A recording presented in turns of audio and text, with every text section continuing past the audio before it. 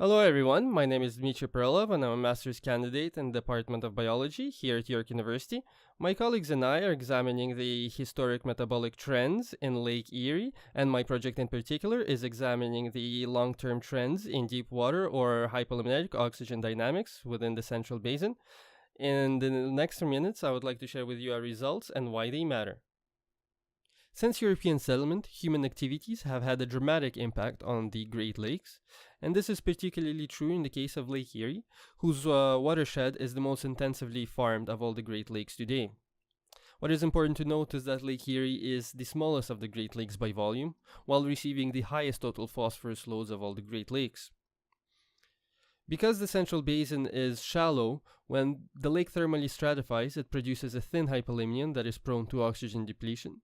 We know that Lake Erie experiences periods of hypolimnetic hypoxia, but what is unknown is to what extent this is a natural phenomenon and to what extent it is exacerbated by anthropogenic activity.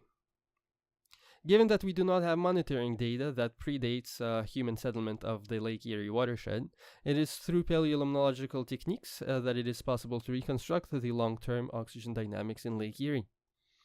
We chose chironomids as our proxy because there are several key indicator taxa of oxic and hypoxic conditions.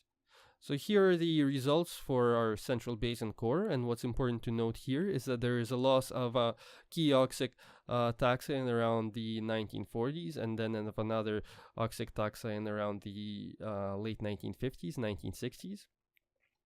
We also see a general declining trend in a hypoxic type taxa that is intolerant of anoxic conditions. We also see the presence of an anoxic type taxa throughout the core, with another anoxic type taxa increasing in relative abundance since about the 1940s, and then further increases in more recent decades. Something else of particular note is that there is an increase in organic carbon since about the 1940s to higher levels, and despite the Great Lakes Water Quality Agreement coming into force in the early 1970s, organic sedimentation to Lake Erie has not declined.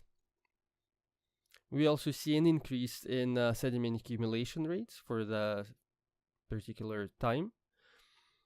And principal component analysis of chironomid assemblages in the Central Basin core indicates a long-term trend in composition of chironomid communities. A paleo reconstruction of hypolimnetic oxygen shows that we're coming back to similar hypolimnetic oxygen conditions as we have seen in the 60s. And so in conclusion, we can say that Lake Erie has been historically productive with some periods of hypoxia and anoxia.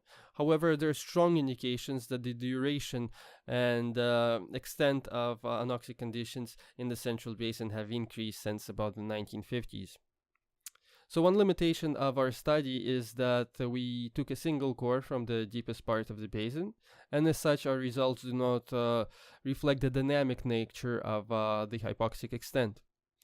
The disappearance of oxic type taxa means that the zone of anoxia has increased to a special extent, such that marginal populations may not be redepositing into the deepest zone. So if we take a transect, of course, it would be possible to capture more information about the ebb and flow of the hypoxic extent. Well, that's it for the video. I hope you enjoyed it, and I hope you learned something. Thank you, and see you!